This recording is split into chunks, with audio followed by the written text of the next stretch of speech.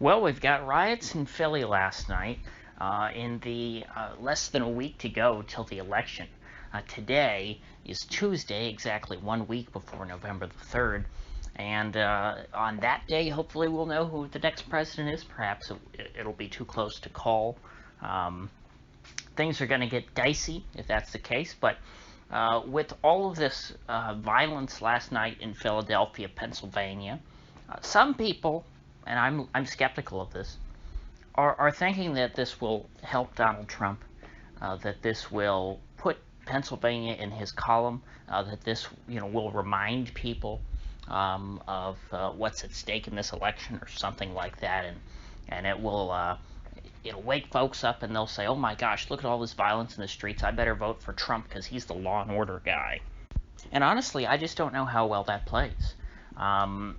If that were the case, then Trump should be, if this should be enough to put Trump over the edge in Pennsylvania, well, then it shouldn't have been the same in Wisconsin and Minnesota, two other Midwest swing states which experienced race riots earlier this year.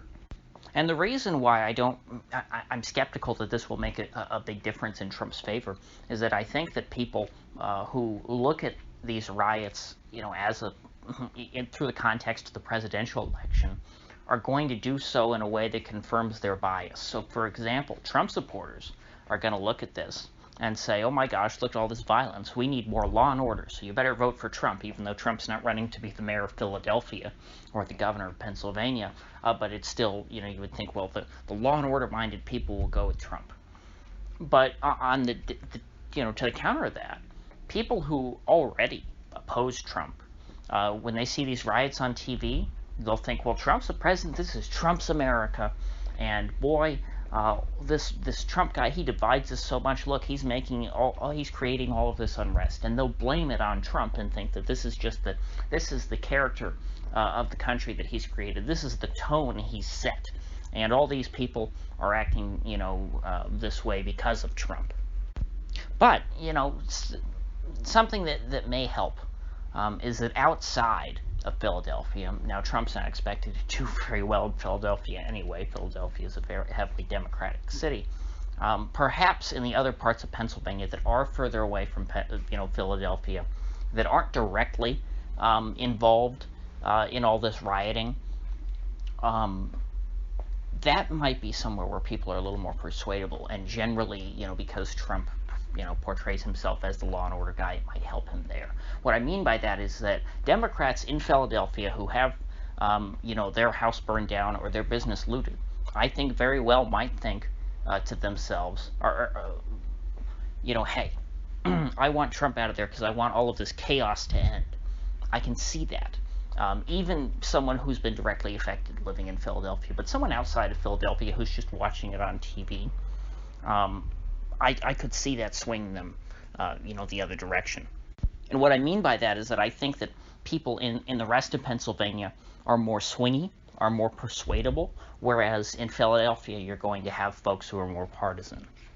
A Democrat in, for example, Western Pennsylvania, certainly, where Trump has, did quite well 4 years ago, is very different from a Democrat in Philadelphia. All in all, though, I do think that riots like this are a bit of a political Rorschach test. Riots don't seem to have hurt Democrats a whole lot in the past. Although I guess 1968 would be the exception. 1968, you got that big backlash that led to the election of Richard Nixon. Of course, LBJ was unpopular not just because of riots, but because of the Vietnam War, which was not going well. And generally speaking, people didn't like LBJ. And as just one other data point, I'm not someone who is particularly faithful in the polls. However, it is interesting that after the riots in Minnesota and Wisconsin, you did not even see, even though that this whole time they've shown Biden up by ridiculous margins, in my opinion, you would still think that there would be some movement in Trump's direction in the wake of those riots, even if the polls do overwhelmingly favor Biden. Now, I guess you could make an argument that maybe there was some kind of collusion by the pollsters to cover up any kind of a Trump bump after the riots, but that is, so that is possible, but that is just one more that's one more grain of sand in the pile. All in all, if Trump is going to win Pennsylvania, which I think is quite possible, I don't think that he's going to win it because of rioting. That might make some small difference, which again, at this point, because things are so close there, that might make enough of a difference. But I mean, I think that Biden's gaffe over fracking and oil was was going to play ultimately a much bigger role in this election. Trump doesn't have the normal incumbent advantage to where, normally people will pick the incumbent if they want to, keep a sense of stability and normalcy because the incumbent's already there. They know what they're getting. It's the devil you know versus the devil you don't. Trump as an incumbent uniquely, people don't feel that way about him, which I think that's a good thing. Personally, I don't want normalcy in Washington. I would like things to be even more different than they are with Trump. But because of that, when people see chaos in the streets, a lot of voters outside of the Republican base and outside of perhaps right-leaning independents, when they see chaos in the streets, they're going to think just like Jeb Bush. Well, Trump is the chaos candidate. And so I do think that these riots will potentially push some people into the Democratic corner. Now, will it push more people towards voting for Joe Biden than voting for Donald Trump? I don't think so. In fact, I think that this whole killing of this armed assailant who charged at the cops with a knife, Walter Wallace, I think his name was, I think that might actually depress Dem turnout in Philadelphia because you're going to have all these people out who are rioting and stuff who are angry over this. You think they're going to turn around a week from now and go out and vote for Joe Biden, the guy who authored the '94 crime bill? That doesn't make sense to me. I don't think that would be the case. I think that the people who are energized by this in Philadelphia are more than likely going to sit out the election, are not going to vote, and are not going to be very enthusiastic about Joe Biden. And so if that suppresses election day turnout in Philadelphia and early voting turnout to the extent that they have it, I don't think they really have much early voting in Pennsylvania. And keep in mind, only like 1/5 of all of Pennsylvania has voted already, if you're using their 2016 turnout as a basis. So not a lot of people have voted yet. So the Democrats really need to turn people out in this last week to mail in their ballots and to go vote in person. And so I think it is possible that Trump has helped more by the depression of turnout in Philadelphia over this issue.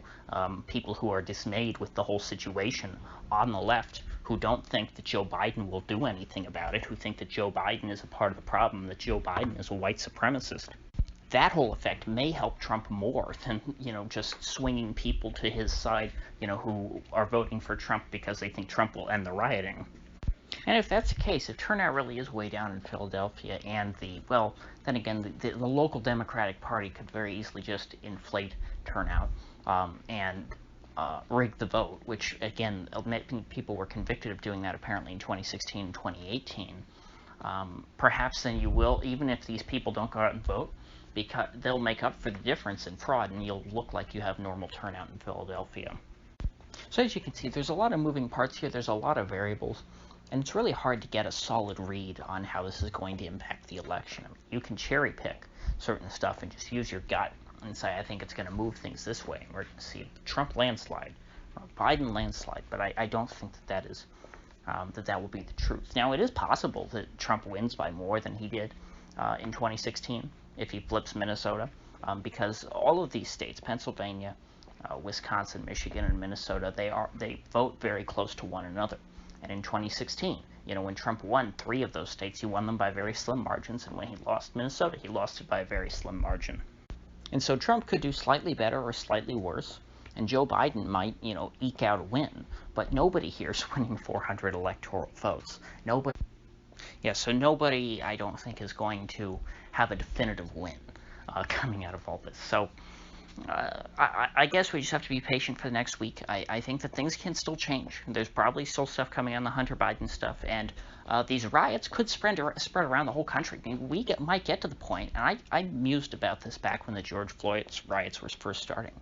We could get to the point where there are mass riots across America on Election Day, and that could heavily suppress Election Day turnout, which, depending on how you look at it, could benefit Trump or Biden. Now, Trump is betting a lot on Election Day voting, in-person voting. And if people see riots in the streets, you could say, well, we know that the Republicans are supposed to be doing very well on Election Day voting, and so to the extent that Election Day voting is suppressed, it's going to suppress Republican turnout, and it's going to hurt them, because the Democrats already voted early and voted by mail. But if the riots are happening in these big cities, these big blue cities, who are the people who are going to be discouraged and who are going to be deterred from voting? It's going to be inner city people, which might make the Republican advantage on Election Day even more overwhelming. Unless there's riots in the suburbs, unless you have people burning down polling stations in rural and suburban areas. So that to me is something I'll be watching very closely. If these riots do escalate over the next week, what sort of character do they take on? What do the riots look like by next Tuesday?